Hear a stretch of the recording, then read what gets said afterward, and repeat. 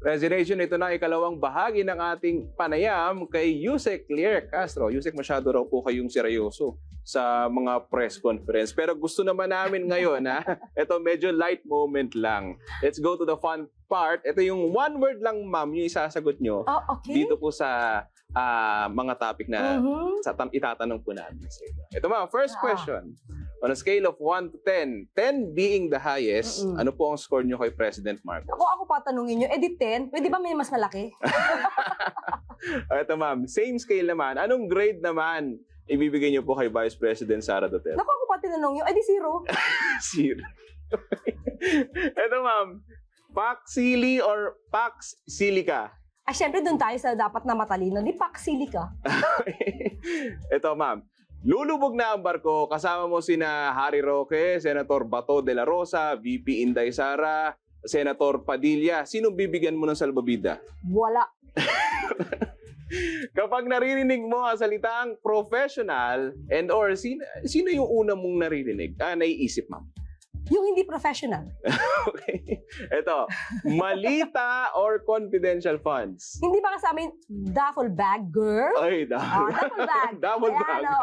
Yun ang sabi ni Ma'am Gina Acosta saka ni Sir Fajardo sa duffel bags, plural, nilagay ang milyones. So, duffel bags tayo. Sa per exit. Sa per exit. Ayan. Ito, ma'am, kung meron kayong kakamusay na senador, sino po ito? Of course, yung medyo laging maramdamin, si Senator Pia. Siyempre, love natin si Senator Pia para lagi siyang masaya. Ayun. Define fake news. VP? Ito, ma'am, complete the sentence. Ang bagong Pilipino ay responsableng mamamayan at responsableng public servant na hindi puro bakasyon kundi umaaksyon. Ayun. Ma'am, bonus questions. Sino po si Yusek Lier Castro behind the camera? Unang-una, tinanong sa akin yan dati nung isang judge. Kasi at the time, nasa region na ako. Sabi niya, ano bang gusto mo, Claire? Tawag sa akin, Claire. Mag-artista o maging lawyer? Wala akong pinili doon. Sabi ko, I want to be a successful mother and a wife. Wow. Di ba? Family first. Pero syempre, country muna. No? Pero syempre, if I have the choice, maliban sa magiging serbisyo ko sa gobyerno at sa bansa, pamilya. Ayun. Ma'am, meron ba kayong regrets? Kasi ang dami nyo ng basher. Marami ba? Hindi ko napapansin. Meron ba? Hindi ko alam. Talaga. Akala ko, okay. May regrets ba ako na maging palace press officer? Hindi. Alam mo kung bakit. Kasi kung basher sila, it means ba na affected sila sa mga sagot ko? Kasi ang nararamdaman ko, tuwing maka-counter ko yung fake news nila, galit na galit sila. At yung galit nila, walang konteksto. Puro ad hominem. Katulad nung nakaraan lang. Mataas na official pa naman. Ang tanong is, sinabi ko lang na baseless yung sinabi niya na ang ICC ay di umanay tuta. So wala siyang, hindi niya yung sinagot. Di ba kasi nagbibintang siya, puro siya intriga, parang kanyang ama, pero wala siyang konteksto.